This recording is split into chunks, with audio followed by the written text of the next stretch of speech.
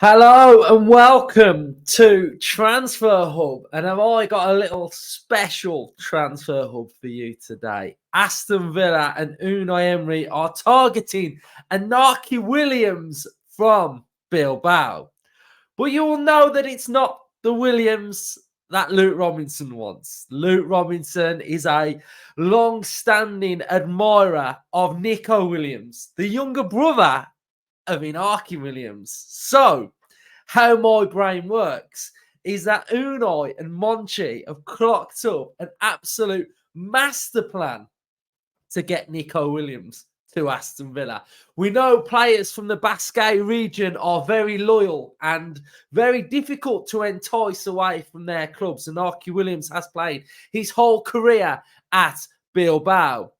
But Unai has got a plan. And I spoke about a couple of days ago that I felt like in the transfer episode that I did that we will be in the market for a striker, a European wealth of experienced striker that knows where the back of the net is, that will be able to come to Aston Villa and know the role of that player coming to Aston Villa. It wouldn't be a young player. It'd be someone with experience, but of a real decent caliber of striker. Iñaki Williams is that player. But where my brain has got thinking is, at this moment in time in the summer, there's going to be a lot of clubs that are going to be in for Nico Williams as his contract is up in the summer of 2024. Big clubs will be in for Nico Williams. But how could Aston Villa entice Nico Williams to Aston Villa? And this is how. We sign his brother in January. He comes to Birmingham, falls in love with the city, wins a trophy in the Europa Conference League with Aston Villa, scores loads of goals and absolutely loves it. He then gets on the blower to his brother and talks about how the ball rings a great shopping centre. He may have been to Snobs a couple of times. He visited at Christmas and went to the German market. He absolutely loved his time there. Loved a little bit of Brindley Place, walking through the canals in sort of autumn, winter time. And he's just had a great time in Birmingham and he absolutely loves it. And his brother's on the phone and he thinks, you know what, I want a bit of that. I want a bit of that. And we end up signing Nico Williams in the summer. And both of them, having been quite reluctant to leave Bilbao in the past, would then have decided that they've made this great decision together and that they can experience the Premier League together. And that's how, in the summer, we're going to get Nico Williams. What do you think? What do you think? Can it happen?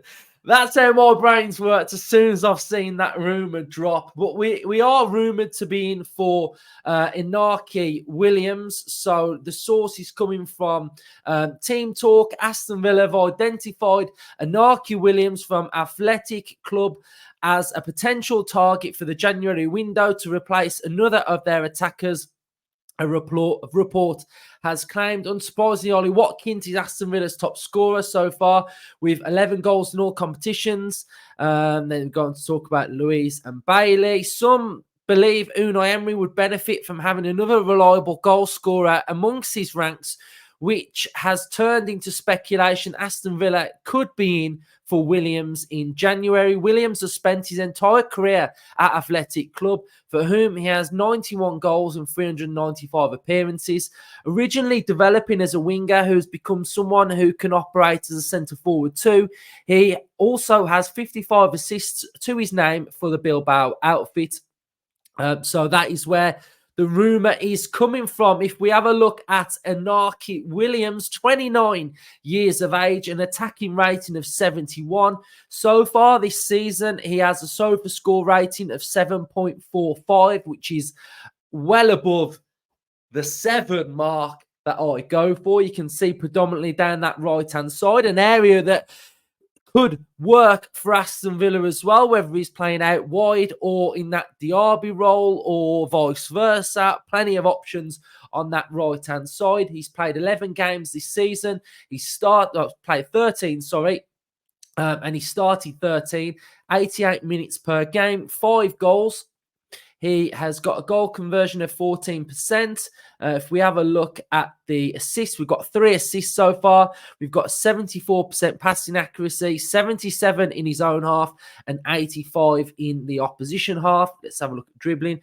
48% successful dribbles, 45% ground duels, and he's very good in the air as well with 64% in the air. This is what his market value is, around 25 million. If we have a look at Iñaki Williams, you can see that his contract is up in June 30th, 2024. If we have a look at Iñaki Williams' stats per 90 as well, we have got total shots per 90, 2.76. We've got progressive passes, 2.13, progressive carries, 4.22. We have also got progressive passes received, 11.14. So those are some of his stats. He's a decent striker. He is very reactive in the box. That's something that I would pick up and say he's got a really good trait, whereas the ball drops and he's got a great turn of speed to initially get to the contact of the ball. He's really good in the air. He's a live wire. He knows where the back of the net is. And I think that's the type of striker that Aston Villa would be in the market for. You know, I don't think we're in the market for a young and up-and-coming striker.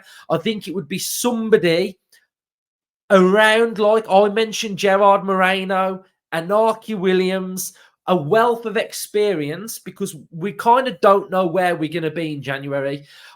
I would have to have a guess, and I would imagine come January, we will still be in and around the top 6. And there will be a great impetus for Aston Villa really to kick on and achieve where we think we can finish this season, in and around those European spots.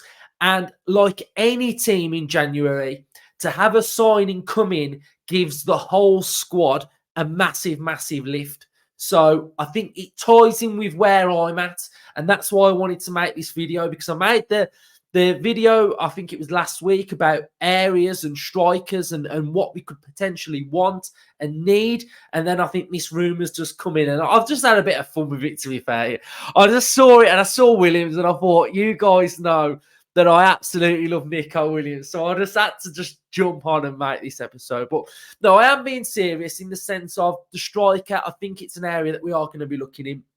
You know, we get some comments talking about, you know, Duran and why is Duran not getting, you know, minutes, and there's a lot of chat about Duran's attitude and this and that, and I think it depends what type of person you are. Do you believe those things that you hear of bad attitudes, or is it hearsay? I simply don't know. The only thing that I would say is why Duran has been a bit part player is practically some of his injuries that he's getting. We know he's had that toe injury. He's been in and out with certain things, and I just really don't know. But at this moment in time, going into next season, is Duran going to be the striker that fires Aston Villa potentially into Champions League positions, or gets us into Europe, or fires us some European success? I don't really know. Like, the bits that I've seen from Duran, I like. The goal that he scored against Crystal Palace, I really, really liked. Some things I dislike what I see.